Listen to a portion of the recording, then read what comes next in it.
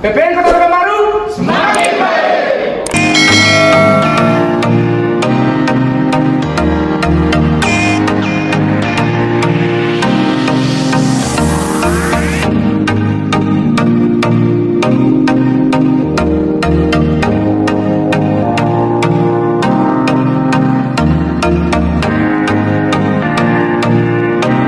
Misalnya developer yang mau membangun kan luas nih tanah ini, luas, ke lapangan itu benar-benar terjun supaya benar-benar berapa lahan sesuai dengan legalitasnya, supaya itu yang dikelola. Kan lapangan hampir banyak, laporan masyarakat, oh lebih sekian meter Bu, lebih sekian meter Pak. Nah ini banyak masyarakat kadang-kadang. Jadi benar-benar apabila ada proyek begitu langsung terjun ke lapangan supaya valid data itu ke lapangan. Jadi tidak dapat, itu juga salah satu pencegahan terjadinya ini.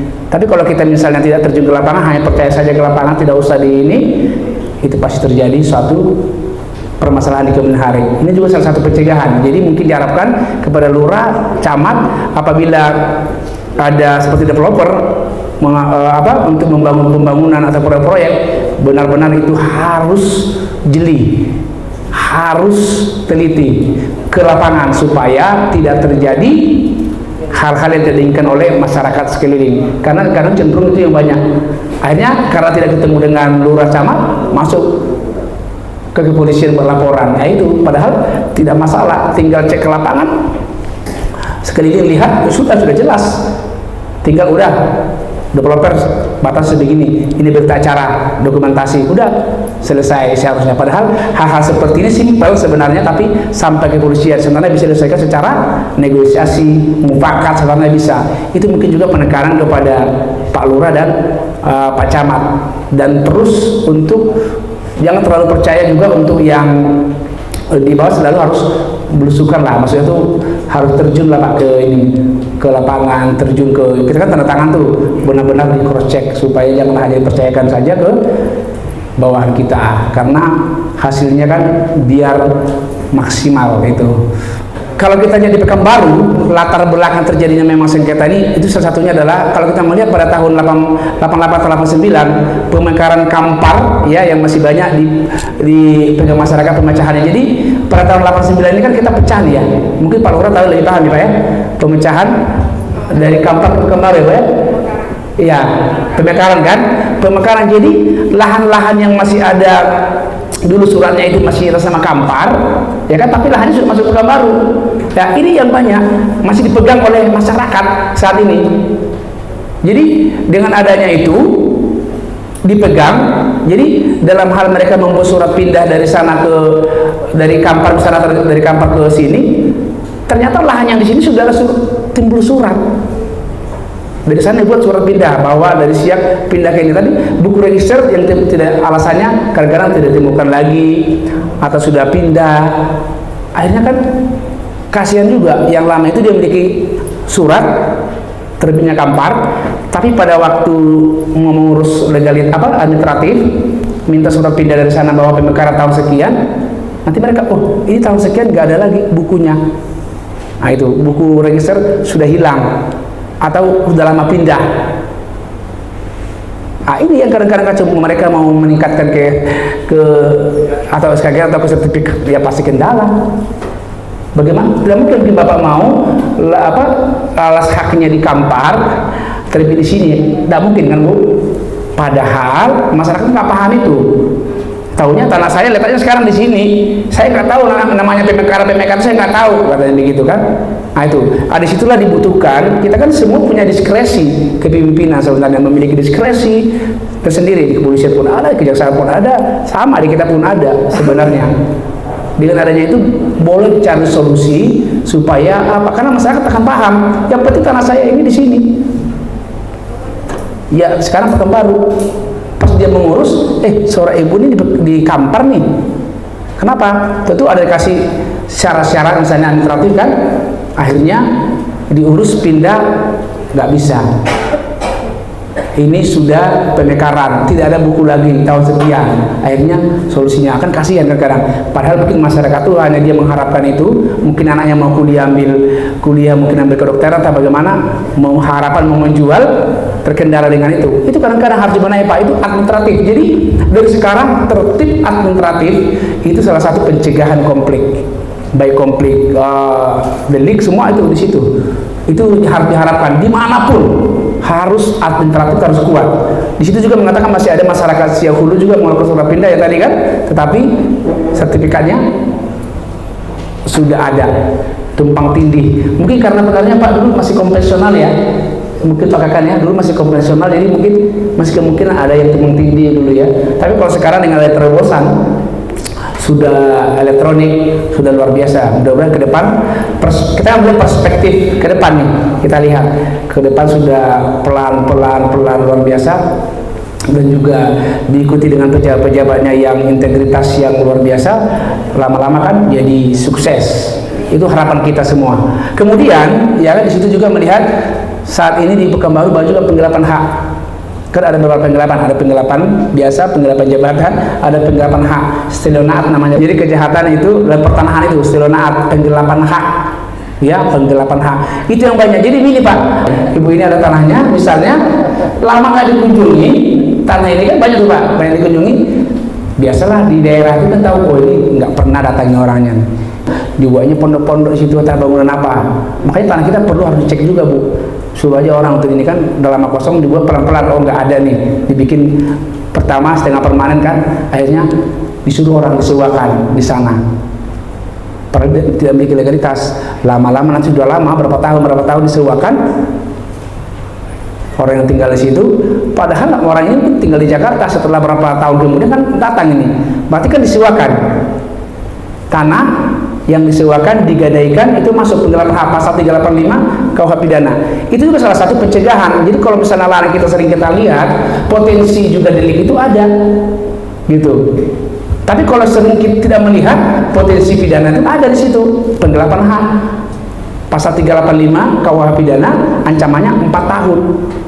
Itu. Jadi mungkin dari sekarang siapa tahu ada, tetap disampaikan nanti, misalnya buat surat nih, ada masyarakat sampaikan bahwa perlu juga lahan ibu harus tetap dijaga atau dikelola, mungkin suruh siapa gitu kan, untuk mengurangi potensi ini tadi. Sangat banyak hari ini Bu, banyak melapor tuh penggelapan hak tuh 385, banyak tidak memiliki legalitas tapi dia menjaga, disewakan lagi. Jadi setelah disewakan baru masuk 385 KUH pidana. Itu masih banyak.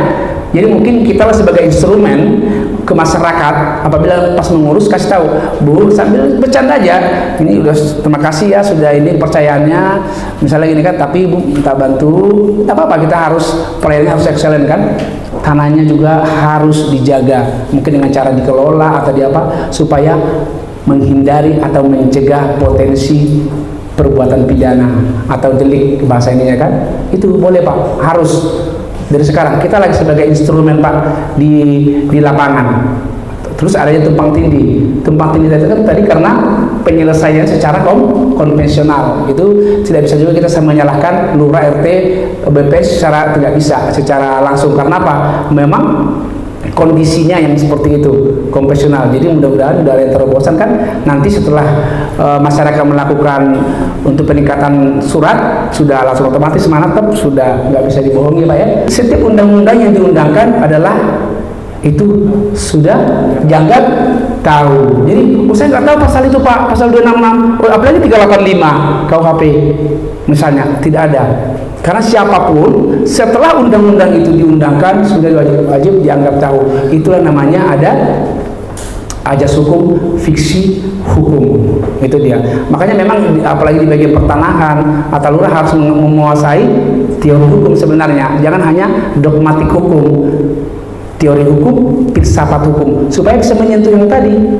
Kan ada ilmu lapisan hukum itu ada 3 tuh kan, dogmatik hukum, teori hukum, filsafat hukum. Jadi kalau hanya misalnya Bapak hanya bicara dogmatik hukum, apa yang ada corong di undang-undang itu hanya itu saja, tidak menyentuh teorinya atau filsafatnya. Nah, seperti yang tadi itulah. Saya kan nggak tahu, itu tidak menguasai ajas, padahal itu di teori hukum. Nah, itu kalau kita sudah memangku jabatan, lapisan itu harus dikuasai. Ada 3 ilmu lapisan ilmu hukum itu. Semua saya rasa sama, mau di BPN bukan hanya hukum saja, semua harus menguasai, menyentuh rohnya gitu ke dalam, supaya apa yang kita lakukan itu menjadi berguna masalah ke seluruh lapisan masyarakat. Kita kan harus begitu Pak. Kalau hanya untuk kepentingan kita saja misalnya, kita nggak mungkin dipercaya negara kan, kita sebagai instrumen. Kan kita harus bagaimana membuat masyarakat puas. Makanya ada tingkat kepercayaan masyarakat kepada suatu institusi. Itu bukan hal yang ini, itu benar-benar apa adanya. Bagaimana pelayanan anggota kita di lapangan. Makanya kalau terjadi suatu institusi permasalahan, ya atasannya yang ini. Kenapa? Berarti APP-nya itu ke bawah tidak sampai atau tidak tidak dilakukan gitu. Jadi itu yang perlu diharapkan kepada kecamat, karena ini adalah tumpuan penyebab akibat dari permasalahan. Nanti terjadi atau tidak terjadi, kalau di lurah di BPR kan hanya tinggal endingnya, tapi sebenarnya intinya di lurah camat. Kalau di sini ini otomatis.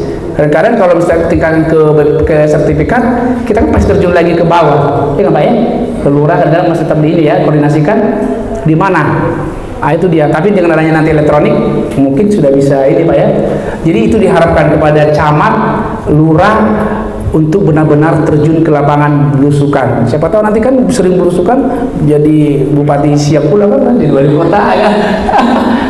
Siapa tahu kan jadi makin ini, dan legitimasi kita di publik lebih ini kan. Luar biasa ya camat Pak apanya Pak apa? Camat Kulim itu. Camat Kulim ya. Luar biasa beliau ya. Camat Kulim semua di Kulim sudah di jalan, seharusnya harus. Masa seorang camat, lurah tapi tidak memahami wilayahnya, itu lucu. Itu pasti.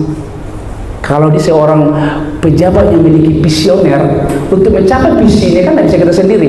Namanya visioner, harus bersama anggota. Itu harus dipegang oleh pimpinan. Kalau tidak pimpinan ini tanpa anggota tidak jadi apa-apa. Pimpinan memiliki visioner, tapi anggota kan nggak sampai ke sana. Visioner inilah yang bersama-sama anggota jadi dia, gitu. Pak Kakak tuh begitu. Kalau coba sendiri video di sini tanpa ibu kita sama ibu yang lain sama anggota, ya Pak ya, akan tercapai visinya kan. Tapi karena beliau ada visi yang brilian, langsung diimplementasikan kepada anggota semua, jadi. Nah itu dia. Jadi sama kepada lurah dan camat juga seperti itu Pak. Jadi Bapak juga sebagai instrumen negara di situ, tolong dari sekarang ditingkatkan integritas dan juga ditingkatkan untuk pelayanan masyarakat itu hal yang paling utama. Kenapa? Itu perbuatan mulia itu. Jangan harapkan dari mereka. Ya kalau ada itu biasa itu ya, dapat diri tadi ya, tapi harapkanlah dari yang di atas. Walaupun rezeki nanti bukan ke kita, bisa ke istri kita, mungkin bisa ke anak kita, cucu kita, itu pasti turun. Tidak mungkin kita menanam padi, ya, nanti kita panen, tidak mungkin kita panennya itu apa? Alang kan? Pasti nanam, pasti menghasilkan padi. Tanam tomat, pasti kita juga panen tomat. Kita juga kalau menanam kebaikan, tidak mungkin kita panen keburukan, pasti menanam kebaikan. Itu ada, itu pasti Bu. Silahkan nanti baca buku itu, pasti itu terjadi. Jadi sekarang Bapak dan Ibu jangan mengharapkan misalnya, aduh saya nggak dapat ini. Yakinlah nanti Tuhan akan memberikan nanti upahnya itu kepada istri kita, anak kita atau cucu kita. Tiba-tiba anak kita jadi dokter luar biasa, tiba-tiba jadi anak kita nanti jadi Kapolres atau jadi apa. Itu semua doa. Itu rahasia Tuhan yang tidak bisa kita ukur. Daripada kita harapkan sekarang sudah membuat dia memberi, mungkin barangkali memberi hanya berapa rupiah misalnya kan, bukan pound sterling ya Pak ya, memberikan sedikit, tapi dalam hatinya nah gitu. Akhirnya berdampak kemana? Berdampak ke kita, berdampak ke anak, berdampak ke seluruhnya gitu. Jadi mulailah dari sekarang integritas ditajamkan, pelayanan ke masyarakat lebih diekselenkan biar supaya tercapai yang tadi ini. Konflik pertanahan nanti semakin lama semakin mengecil, semakin mengecil. Seperti pidana juga Pak. Kalau kita lihat ke Belanda, sekarang sel semua sudah hampir kosong lembaga. Karena apa? Kesadaran masyarakat sudah semakin tinggi. Di kita memang belum, masih over kapasitas. Tapi itulah yang diharapkan juga kepada seluruh para law enforcement, baik kepolisian, kejaksaan, baik sampai KPK, sampai pengadilan, harus benar-benar melakukan itu. Dan itu pun semua harus didukung oleh seluruh masyarakat. Karena menuntaskan seluruh tindak pidana bukan hanya seluruh para law enforcement, tetapi juga diharapkan kepada seluruh masyarakat untuk menuntaskan suatu tindak pidana apapun, termasuk tindak pidana pertanahan. Menghindari inilah potensi-potensi delik, lakukanlah yang tadi, pasti meminimalisir sekecil mungkin. Jadi dari seluruh permasalahan yang tadi di wilayah hukum Polresta Pekanbaru itu Pak, memang kurang lebih ini datanya ada 70 pengaduan itu di Polresta ya, yang saat ini itu sebagian besar adalah seperti yang tadi Pak, 266, 263, 385, itu yang banyak dilaporan. Kalau bahasanya penyerobotan tanah katanya kan, sedangkan penggelapan hak atau stelionaat. Cuman karena mungkin masyarakat dengar penyerobotan tanah, padahal di hukum itu nggak ada, di regulasi itu nggak ada sebenarnya penggelapan hak atau stelionaat. Nah, itu yang ada di situ.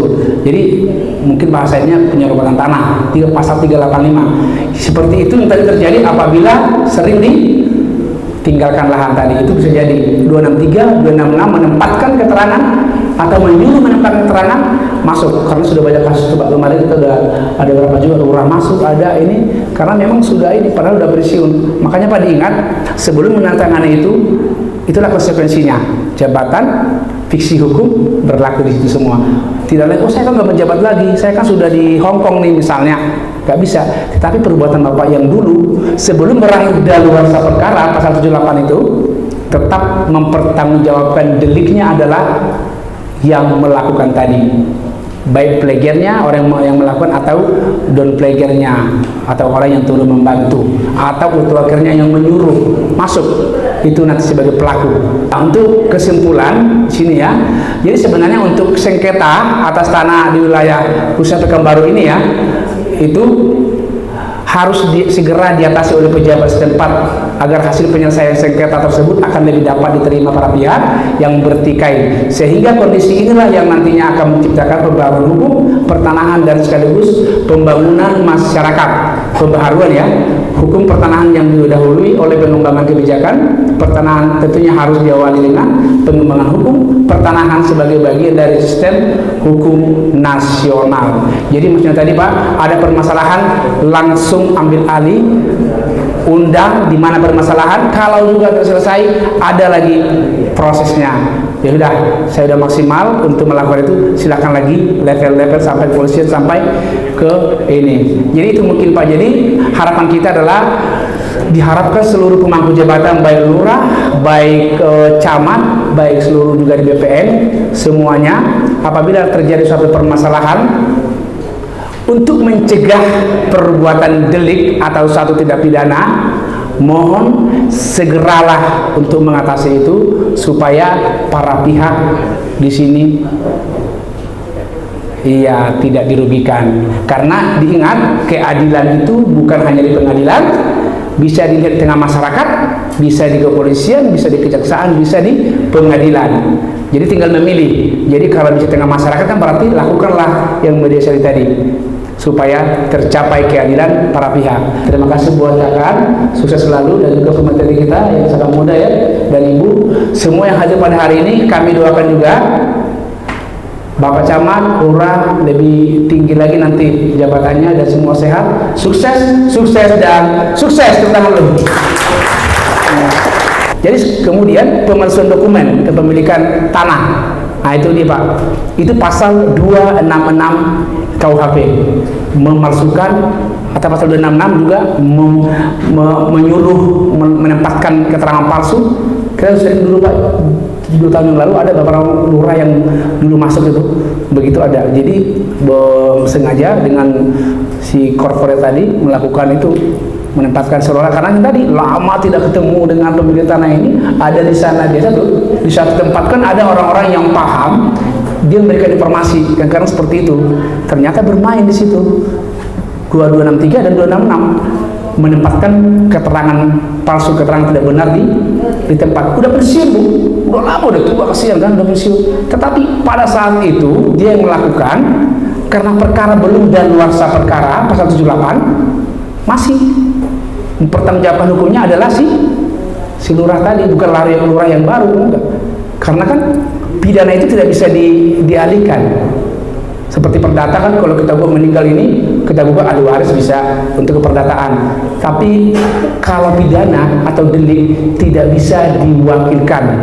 Makanya ada di bawah itu ada yang plagiar, media plagiar, dalam plagiar tadi kan, orang melakukan, turut membantu melakukan, ya kan, orang yang ingin hadiah, menyuruh, termasuk. Mungkin seseorang menyuruh untuk ini terjadi perbuatan pidana, itu juga termasuk, hanya ancamannya yang berbeda. Kalau yang membantu, ancamannya sepertiga dari ancaman pokok. Nah, jadi diharapkan, dan pidana juga tidak dikenal dengan aduh saya nggak sengaja, oh saya nggak tahu, nggak ada alasan. Sengaja, tidak sengaja, lalai, apabila terjadi di sini suatu delik atau perbuatan tindak pidana, perbuatan tindak pidana.